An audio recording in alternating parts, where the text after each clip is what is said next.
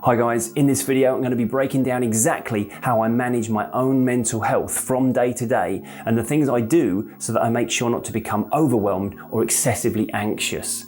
I'm going to be telling you 4 things I make sure I pay attention to manage my emotional well-being and to stay healthy and happy. I'm Tim Box, Mind Coach, and this is how I protect my mental health.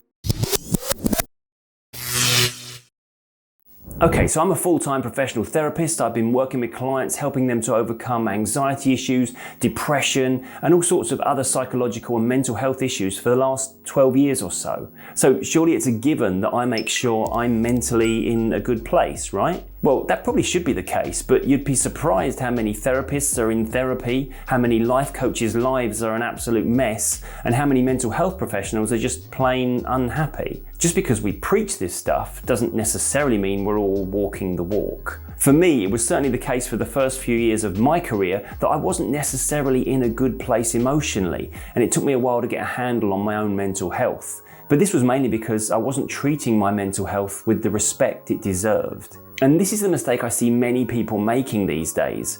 We're more than happy to accept that it's important to remain physically healthy. We eat well, we drink lots of water, and we exercise. But when it comes to taking the necessary steps to remain mentally healthy, we either don't regard it as important or we simply don't know where to start. Well, here's the big news. It isn't just people who get diagnosed with a mental health issue that need to manage their mental health and emotional well-being. It's everyone. We are all human beings living in a world that is constantly bombarding our senses with information and experiences that need to be processed. Simply wandering through life hoping nothing too serious hits us isn't going to do the job. So with that in mind, let's break down what are, in my opinion, 4 incredibly important aspects of how I manage my own mental health from day to day. Number 1, sleep. So it was World Mental Health Day recently, and as part of that week's podcast episode I was doing with my wife Britt, I researched what the World Mental Health Federation were recommending to manage your own mental health. Many of their suggestions I agreed with and sounded like pretty solid advice.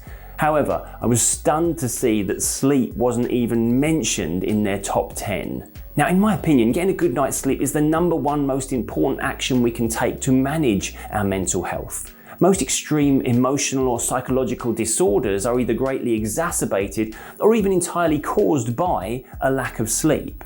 As human beings, we are not designed to sacrifice sleep and still function properly.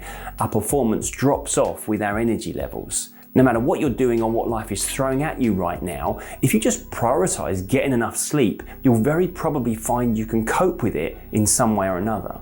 I used to look to get around 6.5, 7 hours sleep, and I thought I was feeling pretty good on that amount.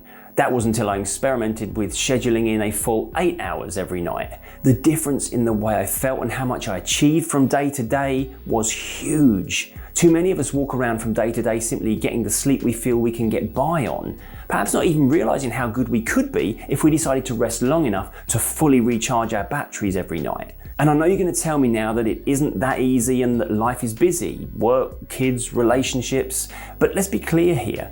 You find time for what you value. The first thing to do when it comes to managing your mental health is to value yourself. Scheduling in enough time to recharge at the end of the day should be a basic and non-negotiable part of that process. I now consider getting a full night's sleep to be the most important job I have in any given day. I'm not saying it's easy to get to sleep if we're overwhelmed or anxious, but I cover how we get past that in other videos, which I will put a link to in the description below.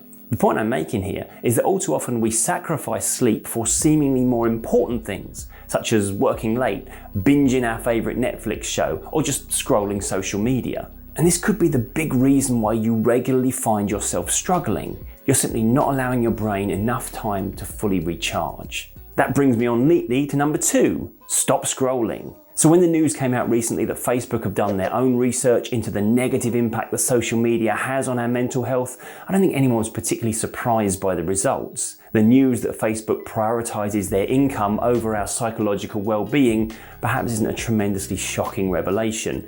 But there are 3 reasons in particular why too much scrolling of your social media is bad practice as far as mental health is concerned. Firstly, our brains can only really handle a certain amount of input at once, and social media bombards us with updates from everybody we know, everything they're doing, every opinion they have, and every item of information they feel like sharing with us. There may be a time in the future when the human brain has evolved to easily take in and process that amount of information, but this isn't it. Every single client I've ever worked with who was experiencing overwhelm has been falling into the trap of engaging with ideas, situations, or opinions that they have no control over and can do nothing about. Social media is the prime source for all of this unnecessary and often irrelevant information. Secondly, we now know that the large social media platforms use algorithms that prioritize content that will potentially anger the reader. This is because anger inspires more direct engagement than pleasure. If a post makes us angry, we're much more likely to comment and get involved in a discussion than if we see something we like. This keeps us on their platform longer, but it also means we'll always be able to find content on our feed that we could potentially be upset by. The more we scroll, the more we become exposed to negativity, which ultimately stresses us out and damages our mental health. Finally, we now have confirmation that platforms like Instagram have a directly negative impact on the mental health and self-esteem of young women because of the dangers of comparison. Social media is notorious for showing us an unreal representation of people's lives. Now, of course, people are going to post their highlights and their touched up images because we all want to be seen to be living an aspirational life. However, when we compare that highly edited version of others to our warts and all everyday life, it potentially just leaves us feeling bad about ourselves. When you add to this the culture we now seem to have of basing our self-worth on how many followers or likes we have on social media, you can see how the constant mindless scrolling we get inadvertently dragged into is actually doing us long-term damage. Do yourself a favor and try this simple experiment. Delete your social media apps from your phone for just one day. I recently had a few days on a cruise ship where I had no access to the internet. I soon realised how often I was reaching for my phone and opening certain apps without even realising it, and for no good reason except to take in more information that I really didn't need. Yes, we need our phone for a lot of things these days. It's our camera, it's our debit card. It's also the way we get our information out to other people and the way we keep in touch with the people we do want to hear from. But it can become the thing that does the most harm to our mental health if we're not careful. These days, the one thing I don't use my phone for is scrolling social media, and my mental health is much better for it. Number 3, engage in positive self-reflection. Of all the things I've changed in my daily routine in the last few years, this is one of the most important for my emotional well-being. I make sure that I'm regularly making time for myself, which could probably be added to this list as a separate point in itself, but it's important what I'm actually doing with that time. I generally take some time at the start of my day to go for a walk. The function of that time is to do nothing more than a little self-reflection. Now, this is very different from ruminating on ways which I don't feel good enough or things I don't like about my life that I feel helpless to change. This involves time when I can be at peace, away from pressures and distractions, and just sit with me. Now, this isn't always an easy thing to do if we're feeling low about ourselves and our path in life, but running from our own self-critique doesn't fix anything and just reinforces the idea that self-reflection will reveal some truth about ourselves that we can't handle. Please always remember that you are a work in progress, and the personal development and growth is never going to end. If you can take regular time out to lift yourself out of the chaos and pressures and just be with you, accepting who you are and the journey you're on, then this enables you to do a number of beneficial things, including checking that you're heading in the right direction.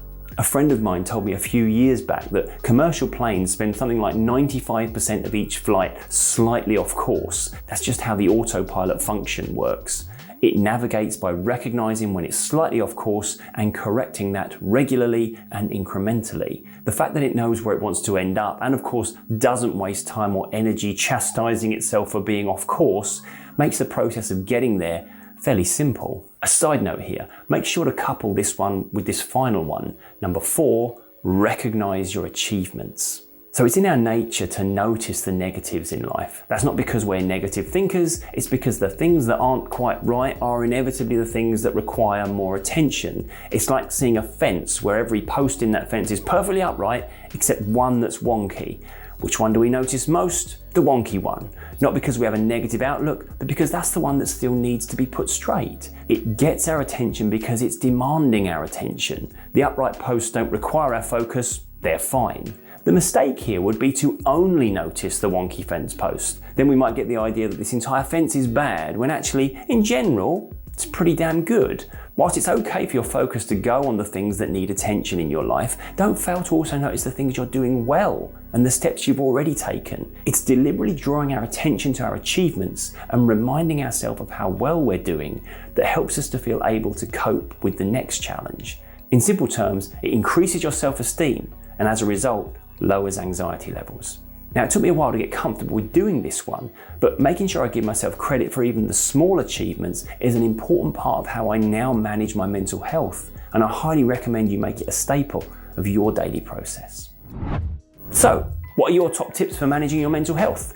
Do you do any of the things I've mentioned in this video? Let me know in the comments section below, as I do reply to all of your comments and answer as many of your questions as I can.